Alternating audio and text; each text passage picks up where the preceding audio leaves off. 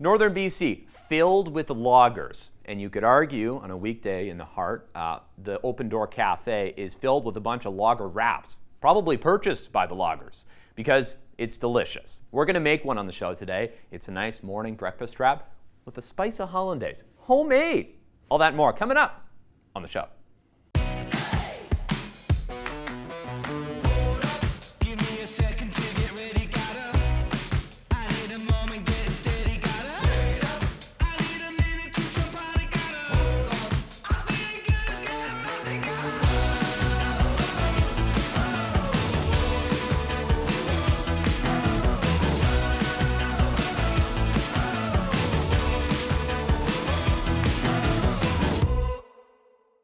Kicking off National Volunteering Week here in April with some folks from the Special Olympics BC Summer Games. We've got Renee McCloskey and Donna Flood, two folks very involved here. And thank you so much for making the time to talk, because this is such an exciting event. But Volunteering Week is going to require a lot of volunteers. Absolutely. These events don't happen without an army of volunteers, but we know Prince George is going to answer the call. Yeah. And I think that's why Prince George gets these sort of games, is because the community steps up, they sign up. But for these games, it's even better, because the athletes that we're dealing with, they are so authentic and so excited, and everybody should come out just to support these athletes that have worked so hard. Yeah, well, the more I hear about the games, the more I learn about what the games are all about. And Special Olympics BC is very cool. All the different sports with all the different athletes of all their different stories. So fascinating to hear. And every day I learn a little bit more about one in each of them. But for volunteering now, there's probably a lot of unique roles maybe as part of these games. Maybe, Donna, can you build on that? Well, you know what? There's a role for everyone and everyone's skill. So if you're not sure whether you have the skills, just sign up and we'll find you a place. So we have food services. All of these athletes have to be fed. Yep. And I did that for the last games. I was part of that. Oh my gosh, it was amazing. You got to meet every athlete. You saw them come in, you saw them win, you just saw the excitement. So that is a really fun opportunity to get out there and really nourish these great group of athletes. We have volunteer opportunities at the venues. We have volunteer opportunities just to sort of be hosts and direct people, or to support other volunteers, or to help move equipment around, drive, overnight at accommodations. Right. So really, you know what, we're shameless in the fact that if you volunteer, we'll find a fit for you. You don't have to be a certain thing. We can sort of connect you to that. Yeah, I think it's great. And all the different volunteer opportunities, of course. You know, it just is so awesome to be able to host this here in Prince George. I feel like the BC Games were the template for now the BC Special Olympics Summer Games here.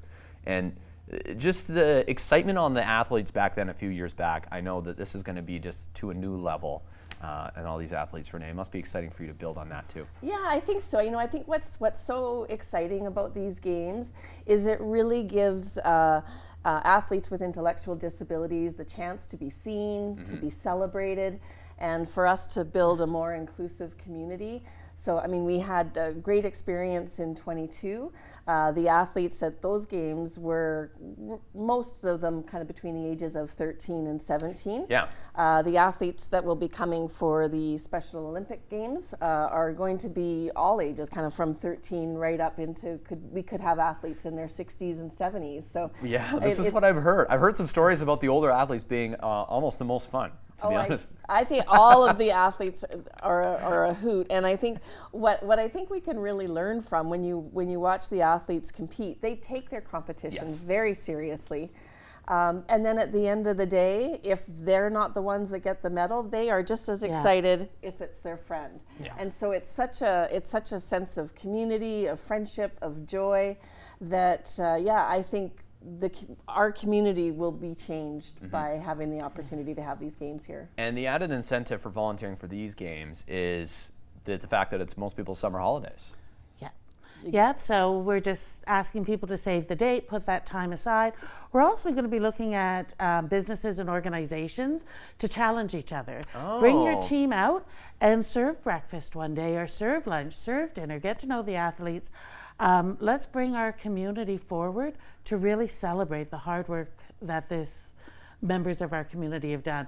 So if you've got a business or an organization looking for ways of team building, come and volunteer and serve a meal. Everyone will be better off for it. Yeah, I think that's awesome. The challenge part is fun because I love winning. And well, we're going to have to beat up some other businesses and volunteering. Well, we're certainly asking CKPG, who are you challenging? Well, I don't know. Well, maybe I'll chew on that. I know there's a rival business in town. I'm kidding. So for those interested in volunteering, easy peasy, you go online and do all this, right? Yeah. So just go to Special Olympics BC, Summer Games, and click right onto the volunteer button. That's quite big in the middle of the page. And what was really nice is we have a new platform this year that makes it really easy to navigate. Oh, good. So that you put your information in, we're able to connect better, you're able to see your own schedule and change your schedule and really sort of pick where you want to go. And that way we have a better idea also where the gaps are. You know, where do we need to put our efforts into getting. And with that, you can click on a little button that also allows us to keep your information so when we have the next bit of games, it's already in there. There you go. And you build on it. Well, as Renee would know, volunteering is contagious. I started the 2015 Canada Winter Games, and I can't stop. That's good. We need, I think we need more people like that, and the more, Donna's right, I think the legacy that we've built as a volunteer community, with it being Volunteer Week, it's a great time to really stop and recognize the impact that volunteers have. We don't get events like this without being able to demonstrate what we've done in the past for past events. So we know Prince George is going to come through, and it's going to be, like we said, just a joyful, life-changing experience. Yeah. The only thing I want to add is I know that we're really proud of the fact that we do volunteer, but also we're a little bit proud that we're a little bit of a last-minute community. And we're saying, don't be so last-minute now. Come on, sign on, let us know that you're committed, and we'll make sure that we have the people we need to pull this off. Awesome. Well, thank you both for coming in today. Happy National Volunteering Week, and I'm so excited to see the games coming up this summer here in Prince George. It's going to be an exciting time in the city. Thanks so much. Thanks so much.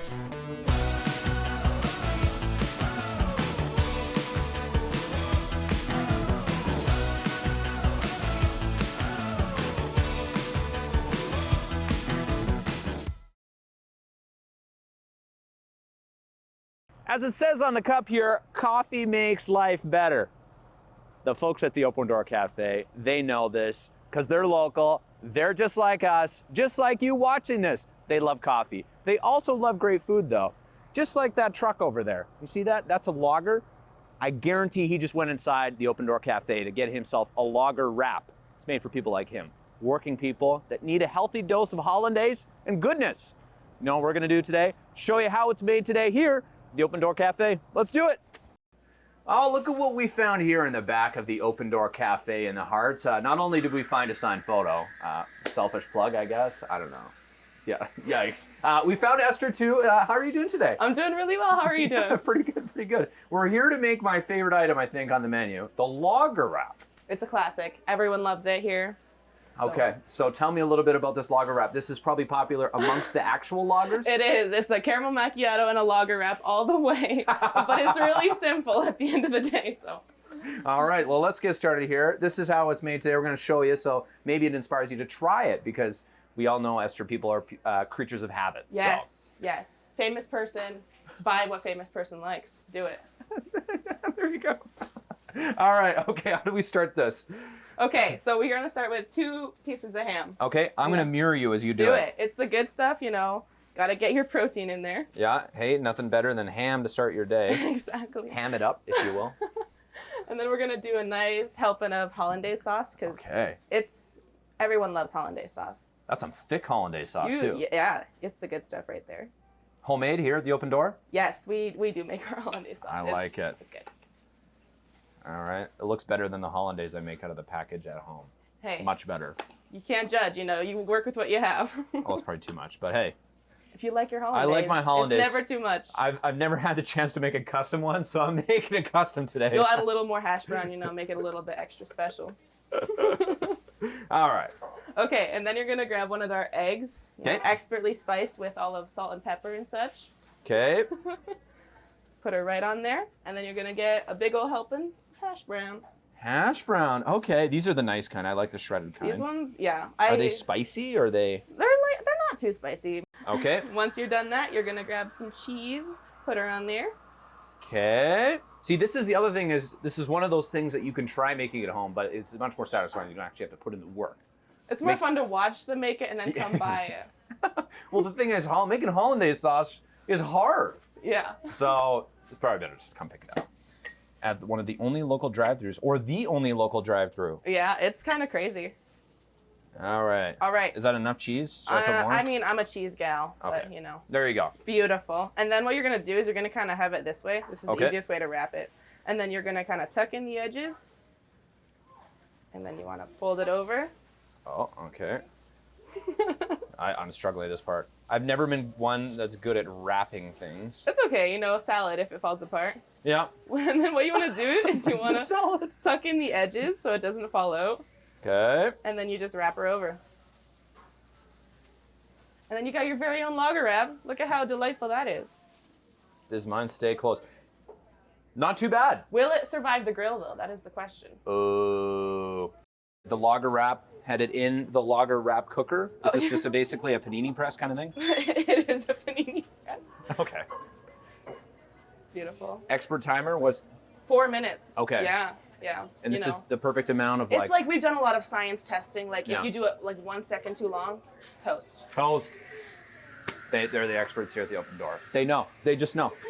All right, the countdown is on here, Or you Esther. wanted me to put it in a bag or on a plate for you? You know, a bag is good. We like it Okay. to go, just like For a sure. lager would.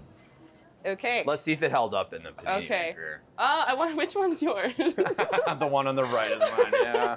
You Okay. can see, well, You know, it's pretty good. It's pretty good. could be worse. We'll make it to go for you. Oh, thank you. Just like a welcome. true lager. You're hitting the roads. Hitting the road, cutting down that wood. Yes, sir. I'm ready for a good day's work. Now, I gotta ask, is the lager wrap the most popular thing? We were talking about this before. It's pretty popular, but there's been a lot of debate whether it's the lager or the bacon breakfast croissant. Both are really Oh. good, so. Okay, well, come try your breakfast favorites here at the Open Door Cafe, made by Esther and the team here. As you can see, they know what they're doing. Yeah, we're professionals. Pros. It's the signed photo that helps, I think. But Yeah, you know, we have that encouragement.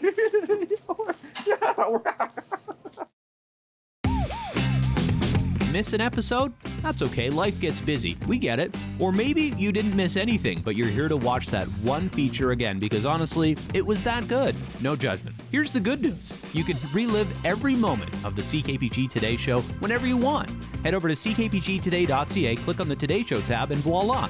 So grab some snacks, kick back, and binge away because let's face it, life's too short to miss out on great local TV.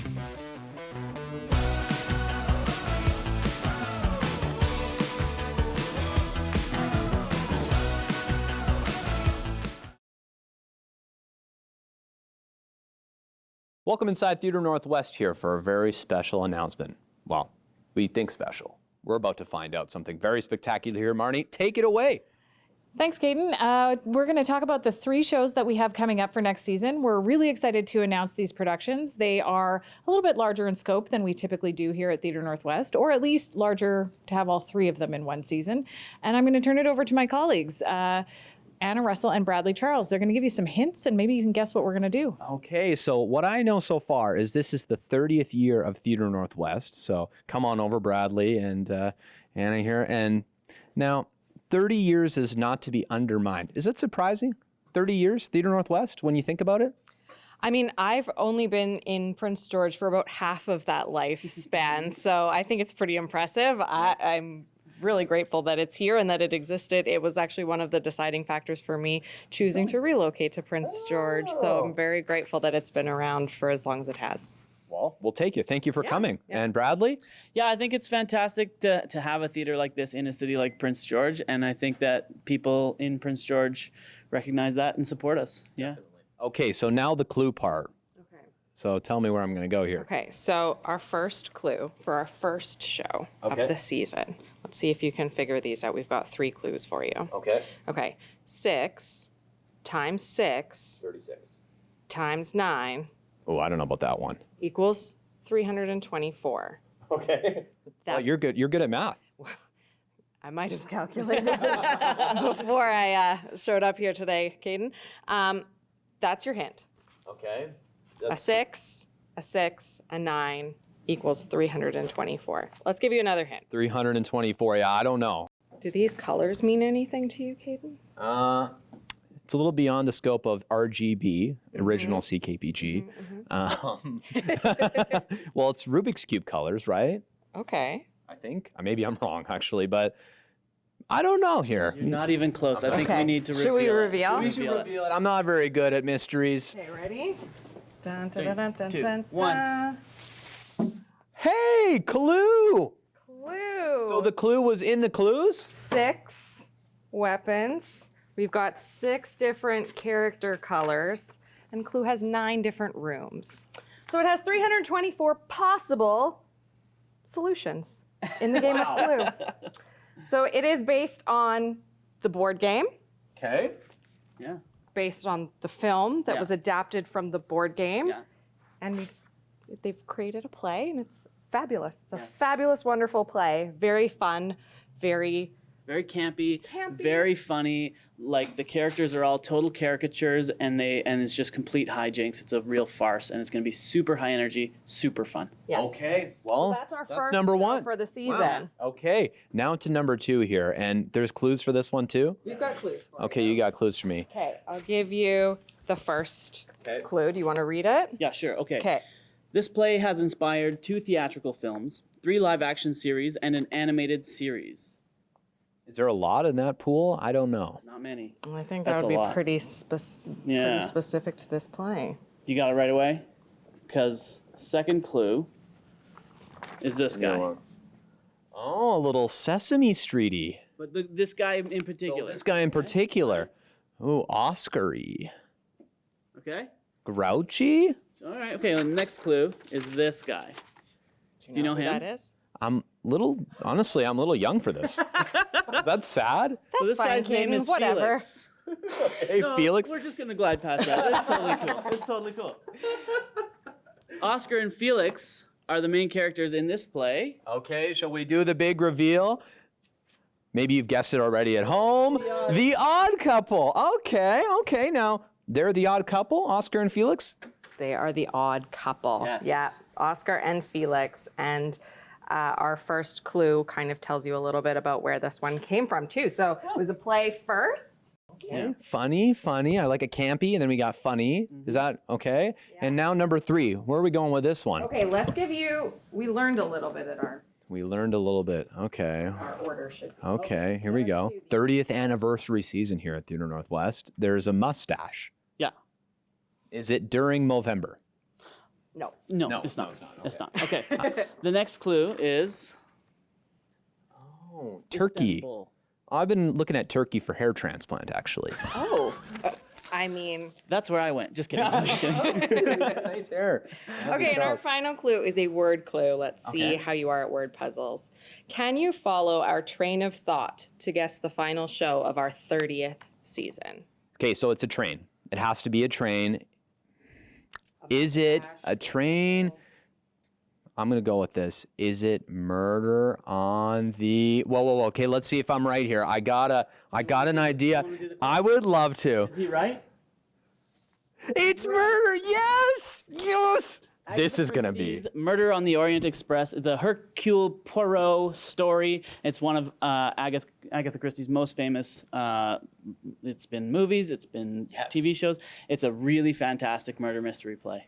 There's been some groundwork laid for us to get this one on the stage, but it's a big one for sure. And you'll notice that theme kind of throughout our season. You're going to see a lot of locals on stage. You're going to see a lot of bigger shows in this one season. So that's pretty cool for us here. I like it. Okay, so now the anticipation is coming for the next season, the 30th anniversary season here at Theater Northwest. How do people, they can get their tickets in advance and passes? Yeah, so we're actually getting a new updated online ticketing software, which is going to be fabulous for people. Very convenient, very efficient for purchasing your tickets, and we'll have information going out to anyone who's bought tickets with us before in the next week or so, and then you'll see it on our website. Awesome. You excited? I'm so excited. We're calling this season Triple Threat because we've got we've got a triple threat here, and I think we're going to have so much fun with it. I think audiences are also going to have so much fun, and we can't wait to get started. I like it. Well, nothing against Marnie, but I think we're a pretty good triple threat ourselves. Oh. Yeah, we nailed it. Come check it out here at Theater Northwest. This is going to be an incredible 30th anniversary season. Thank you guys so much. Thanks, Thanks, Caden. Caden.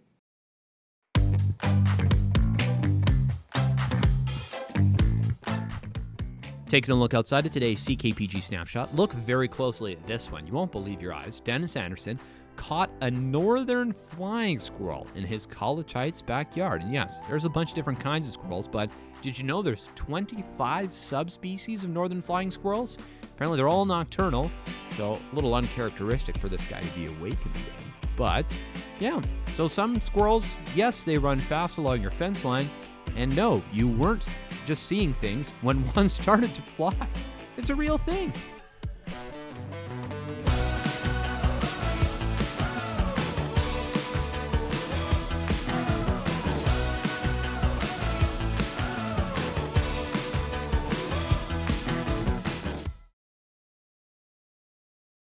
You know, today we complain about lots of things. I could complain about the price of milk, cheese, eggs, cars, gas. Gas has actually taken a dip for the change. Thank you. But today we're going to look back in local history at what they were complaining about. Director Alice, was 100 years ago, roughly 100 years ago, the price of fur.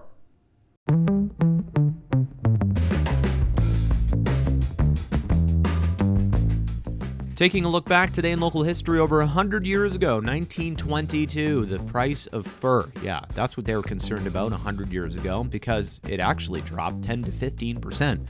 And when you don't make too much on fur already, selling it to the Hudson's Bay Company, well, 10 to 15% is a hit out of your bottom line. And the reason for that? The demand wasn't quite what it used to be. That's what they claimed here in 1922, and well, I wish I could tell them, but the demand was only going to get smaller and smaller. Maybe they learned. Maybe is this where the riddle came from? How much wood could a woodchuck chuck if a woodchuck could chuck wood? Well, it's pretty good, actually, even first take on that. But anyways, price of fur. I'm glad we don't have to worry about that too much today. Thank you so much for watching. We'll have more good stuff from the show for you tomorrow, okay? Bye for now, folks.